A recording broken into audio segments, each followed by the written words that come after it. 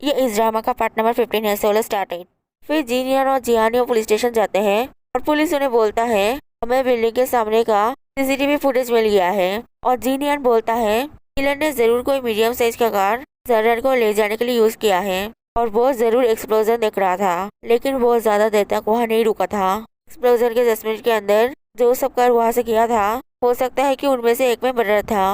और पुलिस बोलता है हम लोग चेक करके देखते हैं। और तभी और एक पुलिस आकर जीनियन को बोलता है हमें बिल्डिंग के एक जगह पर लिखा मिला है कि अब ये शुरू होगा। और तभी फूजियो जीनियन को फोन करके बोलता है मुझे पता चल गया है कि वो मिडनाइट ब्लू लाइट आईडी किसका है।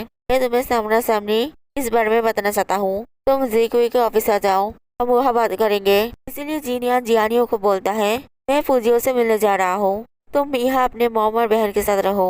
और जियानियो बोलती है नहीं, मुझे विश्वास है कि तुम मुझे प्रोटेक्ट कर पाओगे, इसलिए मैं तुम्हारे साथ जाऊंगी। उसी तरह फूजियो जीकुई के ऑफिस जाने लगता है और देखता है कि एक कार उसे फॉलो कर रहा है, इसलिए वो अपना कार साइड में पार्क कर चला जाता है। और जब जो उसे फॉलो कर रहा था वो उसके कार को चेक करने आता है, तब फूजियो उसे पकड़ लेता है और बोलता है तुम्हें किसने भेजा है, तुम मुझे फॉलो क्यों कर रहे हो।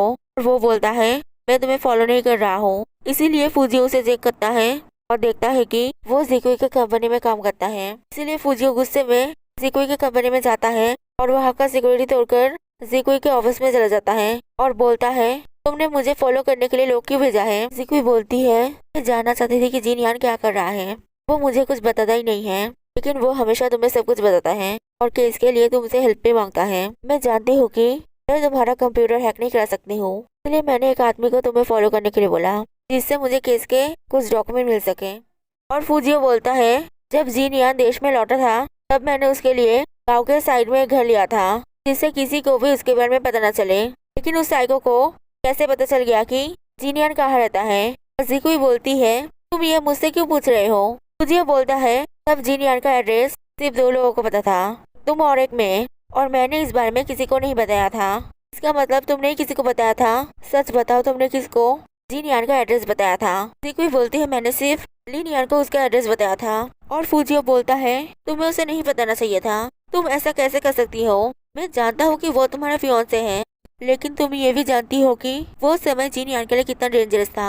जीकुई बोलती है लेकिन लिनयान भी उसके लिए चिंता कर रहा था, इसीलिए मैंने उसे ये बताई थी और मैंने उसे कह दी थी कि इस बारे में किसी को न बताएं, और उसने ये किसी को नहीं बताया है। और फूजियो बोलता है ये सब मेरी गलती है, मुझे तुम्हें वो बताना ही नहीं चाहिए था, यही बेवकूफ हूँ जो तुम्हें विश्वास कर वो बताया। तुम मुझे तुम्हारे फियांसे का मोबाइल नंबर, ईमेल आईडी और जो कुछ भी जानती हो सब बताओ। और जीकुई बोलती है ये सब मेरी गलती है, मुझे तभी तुम्हें छोड़कर मेरी फैमिली की बात मानकर लिनयान से एंगेजमेंट नहीं करना चाहिए था, लेकिन तुम उसकी वजह से लिनयान पर गुस्सा नहीं करना चाहिए। और फूजियो बोलता है तुम गलत समझ रही हो, मैं ये सब केस की वजह से कर रहा हूँ, हमारे कुछ दिनों के रिलेशनशिप के लिए नहीं, और मैं तुम्हारे रिच हस्बैंड से जेलस नहीं हूँ। जो साइको जिनयान को हम करना चाहता है, मुझे लगता है उसके साथ तुम्हारे फियांसे का कुछ कनेक्शन है, इसीलिए कुछ भी ड्रामेटिक मत सोचो और उसके बारे में जो भी जानती हो वो एक पेपर में लिख दो। दूसरी तरफ जिनयान और जियानियो फूजियो के पास जा रहे थे और तभी पुलिस अफसर फोन कर बोलता है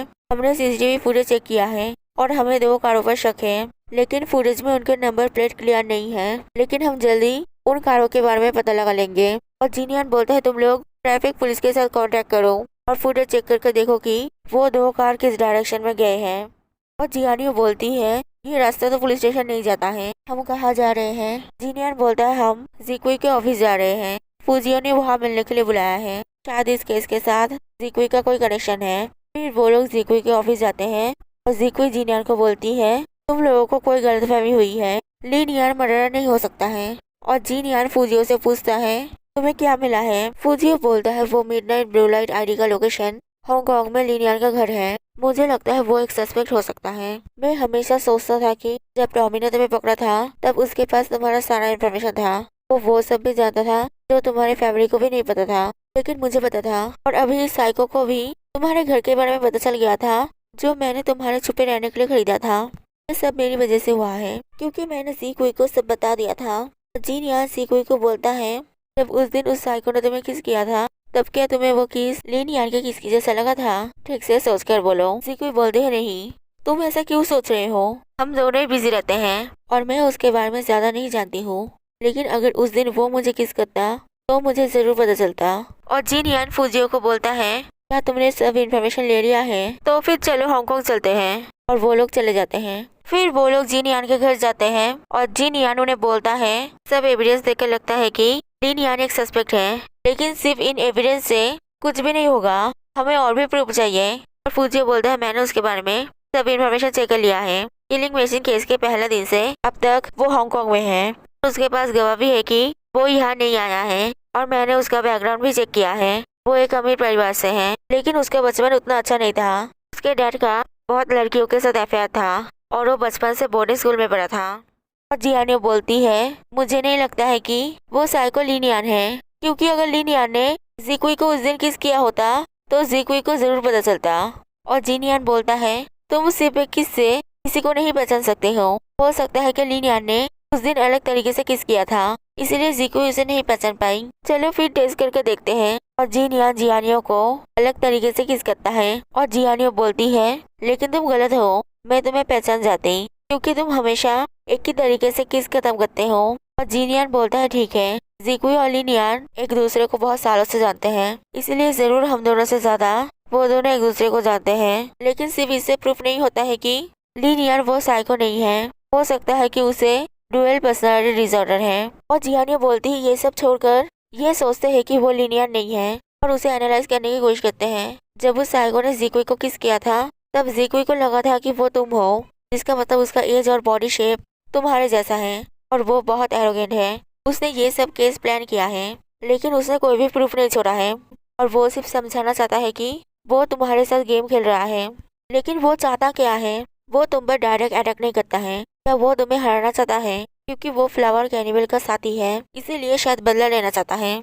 और जिन यान बोलता है नहीं, वो साइको टॉमी का साथी या फॉलोअर नहीं है, टॉमी उसका फॉलोअर है। वो बहुत एरोगेंट है, वो किसी को अपने से बड़ा या अपने लेवल का नहीं समझता है और उसका स्किल और एबिलिटी टॉमी से बहुत ज्यादा अच्छा है।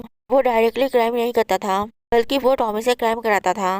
वही असली फ्लावर कैनिबल है। वो मुझसे बदला लेने के लिए मुझे हराना चाहता है, क्योंकि मैंने उसके फॉलोअर को जेल भेजा था। तभी जियानियो को पुलिस ऑफिसर फोन कर बोलता है सीसीटीवी फुटेज देखकर जिस कार पर शक हुआ था वो कार हांगकांग की तरफ जा रहा है। इसलिए जिन यान फुजियो को हांगकांग जाकर वहाँ के पुलिस के साथ लिन यान का घर सर्च करने के लिए बोलता है। जियानियो को बोलता है तुम अपना पासपोर्ट रेडी करो, हम दोनों टॉमी से बात करने के लिए यूएस जाएंगे, शायद उससे हमें कुछ पता चलेगा। फिर जिन यान जेल में टॉमी से मिलने जाता है और टॉमी उसे बोलता है तुम अब अलग लग रहे हो और तुमसे लड़की की स्मेल आ रहा है, मैं उस लड़की से मिलना चाहता हूँ, अगर तुम मुझे उस लड़की से मिलाओगे तो मैं उसके बारे में बता दूंगा जिसे तुम ढूंढ रहे हो। जिन यान बोलता है ठीक है, फिर मैं जाता हूँ। और टॉमी उसे रोककर बोलता है मैं सिर्फ मजाक कर रहा था। और जिन यान बोलता है तुम्हें बोलना है तो बोलो, मेरे साथ मजाक मत करो, ये मत भूलना कि तुम मुझे कभी भी नहीं हरा सकते हो। फिर जिन यान उसे उन केसों का फाइल देता है और बोलता है क्या तुमने पहले ऐसा नंबर पैटर्न देखा है। टॉमी बोलता है उसे नंबरों के साथ खेलना पसंद है, लेकिन मुझे याद नहीं है कि मैंने ये देखा है कि नहीं। और जिन यान बोलता है इन नंबरों का मतलब है हाई साइमन। और टॉमी बोलता है तुम मुझसे क्या जानना चाहते हो। जिन यान बोलता है तुम मुझे क्या बता सकते हो। और टॉमी बोलता है वो मेरे लिए रिवेंज लेने के लिए तुम्हें मारना चाहता है, वो मेरी तरह है और हम दोनों कोई स्ट्रॉन्ग शिकार हंट करना पसंद है। वो पहले तुम्हें तरपाएगा, फिर आखिर में तुम्हें मार डालेगा और मैं तुम्हें मरा हुआ देखने के लिए बेताब हूँ। फिर जिन यान इंटरोगेशन रूम से बाहर आता है और जियानियो उसे बोलती है क्या वो साइको सच में तुम्हें मारना चाहता है। जिन यान बोलता है नहीं, वो झूठ बोल रहा था, उसने सबसे पहले कहा था कि अगर मैं तुम्हें उससे मिलाऊंगा तो वो मुझे उस साइको के बारे में बताएगा, लेकिन वो उस साइको का फॉलोअर है, इसीलिए वो कभी भी उसे धोखा नहीं देगा। वो सिर्फ नॉनसेंस बोल रहा था, उसने वो नंबर पैटर्न भी कभी नहीं देखा है। और टॉमी अपना इमोशन कंट्रोल करने की कोशिश कर रहा है, लेकिन फिर भी दिख रहा है कि वो गुस्सा है।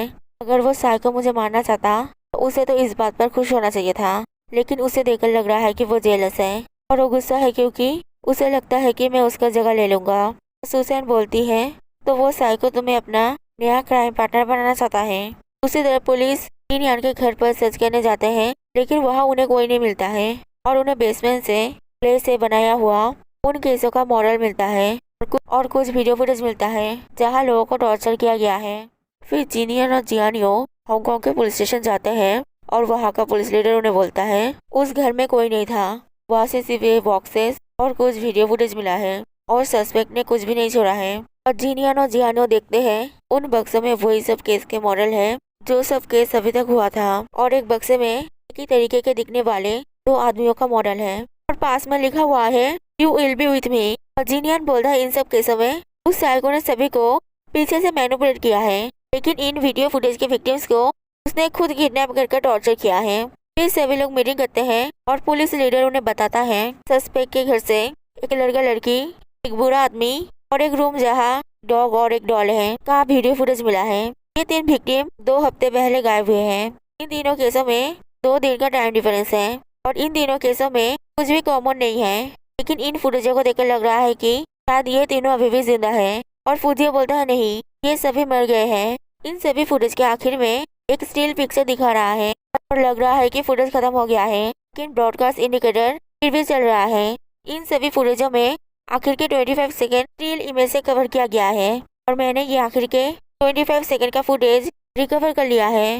और फुजियो वो फुटेज प्ले करता है और सभी देखते हैं कि वो सभी मर गए हैं। और ये देखकर जियानियो उस रूम से चली जाती है और रोने लगती है। If you like this video, please like and subscribe it.